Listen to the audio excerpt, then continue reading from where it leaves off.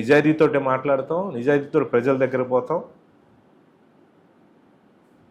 మాకు పక్కనుండే కార్యకర్తల నాయకులకు నిజాయితీగానే గౌరవిస్తాం.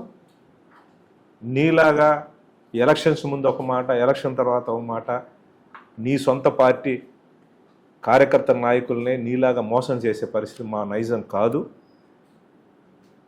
ఇంకా నువ్వు ఎక్కువ మాతో మాట్లాడించుకోవటం మాకే ఎట్లా ఉంది.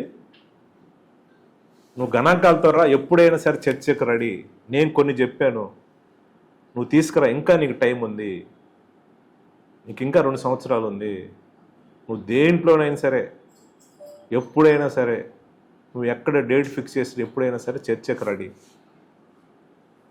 ఊరకేదో మీడియా ముందు ఒక తప్పు మాట్లాడి బెదిరించే కార్యక్రమం ఇప్పటికైనా మానుకుంటే మంచిది. నీ ప్రైవేట్ సైనం చేసే అన్యాయాలు, మీ పైన చేసే అక్రమాలు ఇప్పటికైనా తగ్గించుకుంటే మంచిది. ఎందుకంటే తెలియదు అనుకో, మాకు ప్రజలు గమనిస్తూ ఉన్నారు. నువ్వు చేసే అరాజకం, నువ్వు చేసే కలెక్షను, నీ బినామికులు కొత్త టిప్పర్లు తీసుకొచ్చేసి మట్టి దందా, నీ బినామీలు ప్రతిరోజు కూడా పట్లవేడి చెరువు నుంచి 100 లారీలు మట్టి తరలించే పరిస్థితి, నీ బినామీలు ఆత్మకూరు చెరువు నుంచి డే అండ్ నైట్ మట్టి దోలే పరిస్థితి, ఇవన్నీ ప్రజలు గమనిస్తున్నావు. ఇవన్నీ తెలియనట్టు కాదు. నీ బినామీల చేత నువ్వు డైరెక్ట్గా రేషను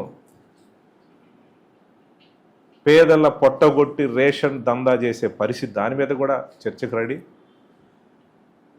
అంగన్వాడీకి సంబంధించి కోడిగుడ్లు అమ్మేసేసి వాళ్ళకి ఇవ్వకుండా కూడా అవన్నీ కూడా తరలించే, బ్లాక్ మార్కెట్లో తరలించే పరిస్థితి ఉంది. ఇవన్నీ ప్రజలు గమనిస్తున్నారు. ఇవన్నీ చూసుకో బ్రహ్మారెడ్డి.